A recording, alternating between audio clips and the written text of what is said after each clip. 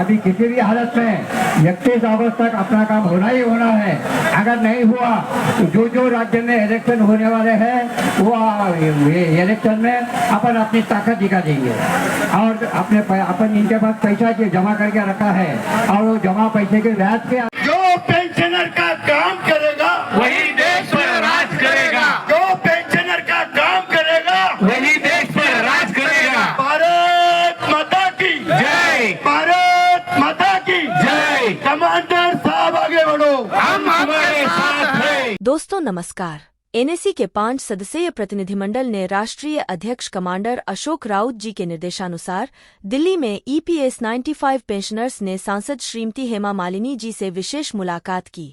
NAC की 5 सदस्यीय केंद्रीय टीम में राष्ट्रीय महासचिव श्री वीरेंद्र सिंह राजावत जी, राष्ट्रीय सचिव श्री रमेश बहुगुणा जी, राष्ट्रीय उपाध्यक्ष श्री चौधरी पूरन सिंह जी, महाराष्ट्र के एनएसी नेता श्री संजय पाटिल व मथुरा के जिला सचिव धर्मसिंह पहलवान शामिल रहे।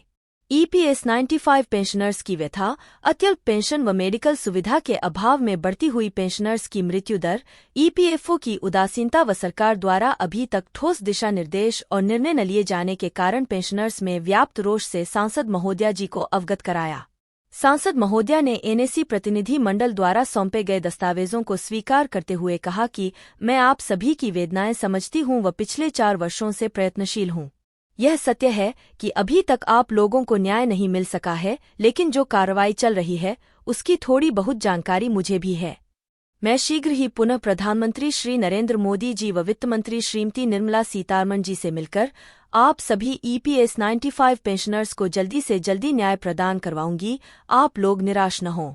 जैसा कि आप सब जानते हैं, पिछले 8 वर्षों से देश भर के 78 लाख ईपीएस 95 के वृद्ध पेंशनर न्यूनतम पेंशन बढ़ाने की मांग को लेकर आंदोलन कर रहे हैं, पर सरकार उनकी कोई सुनवाई नहीं कर रही है।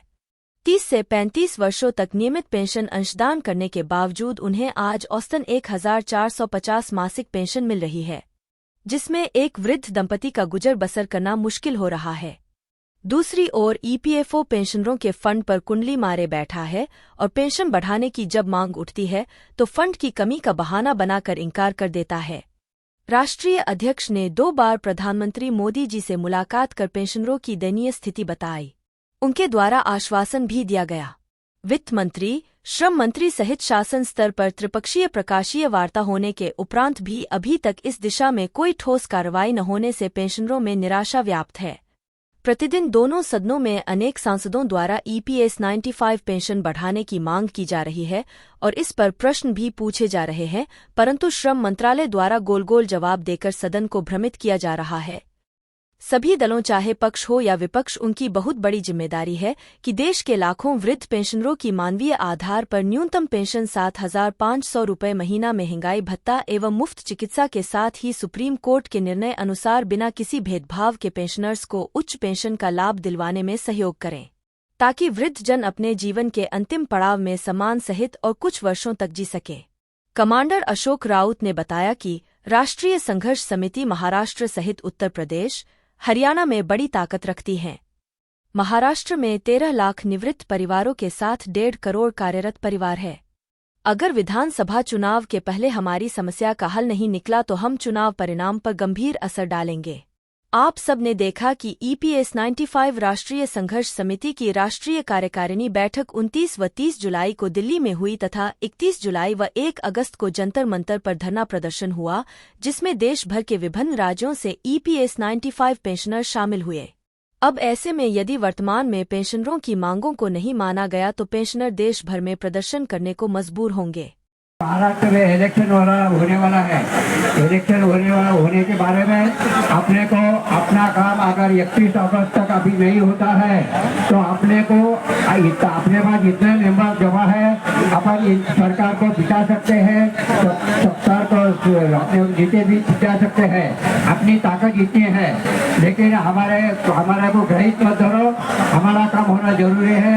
हमको ऐसा लगा था लोकसभा के पहले इलेक्शन के टाइम में वो आचार संहिता लगने के पहले हमारा अपना काम हो जाएगा, ऐसा लगा था, लेकिन हुआ नहीं। शोकन टीका है। अभी अपन इतने सालों से अपने इनके पास काम किया है, अपन सरकार को देश सेवा की है, सरकार के साथ जमा किया है। अपना सरकार के पास 20-30 लाख जमा होने के बावजूद भी अपने को 800, 500, 900 अपने से खिलवाड़ कर रही है सरकार। अभी किसी भी हालत में 31 अगस्त तक अपना काम होना ही होना है। अगर नहीं हुआ तो जो राज्य में इलेक्शन होने वाले हैं वो इलेक्शन में अपन अपनी ताकत दिखा देंगे। और अपन इनके पास पैसा जमा करके रखा है और वो जमा पैसे के ब्याज के अंदर से हम इनको 7,500 महंगाई भत्ता की डिमांड कर रहे हैं। और ये मिनिमम 2 मियाँ बीवी का खाना खाने का भी खर्चा नहीं होता है, इसमें चाय का भी खर्चा निकलता नहीं है। और सभी को विनती है कि हर एक गाँव में जाके 10-10 पेंशनर को जोड़िए और कमांडर साहब का हाथ मजबूत कर दीजिए। अपने को अपना काम पक्का बनने वाला है, इसमें कोई शक नहीं है, पक्का काम होने वाला है और इसी सरकार से बनेगा। अपन इनके भी पीछे नहीं है, कोई पक्ष के अपन कोई अपना ये नहीं, अपना पक्ष एक ही EPS 95 है और EPS 95 होने के नाते अपने को संगठन में इकट्ठा होना बहुत जरूरी है।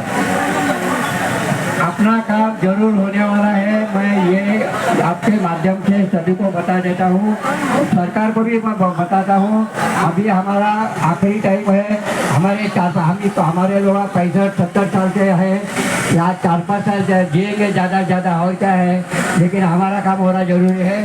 जो पेंशनर का काम करेगा वही देश पर राज करेगा। जो पेंशनर का काम करेगा वही देश पर राज करेगा। भारत माता की जय। भारत माता की जय। कमांडर साहब आगे बढ़ो, हम तुम्हारे साथ हैं। कमांडर साहब आगे बढ़ो, हम तुम्हारे साथ हैं। NSE प्रतिनिधि मंडल ने सांसद महोदया जी का आभार व्यक्त करते हुए उनसे आग्रह किया कि किसी भी हालत में हमारी मांगों को श्रम मंत्री जी के द्वारा दिनांक 30 जुलाई 2024 को NSE के प्रतिनिधि मंडल को दिए हुए आश्वासन अनुसार दिनांक 31 अगस्त 2024 तक पेंशनर्स की मांगों को कृपया मंजूर करवाएं।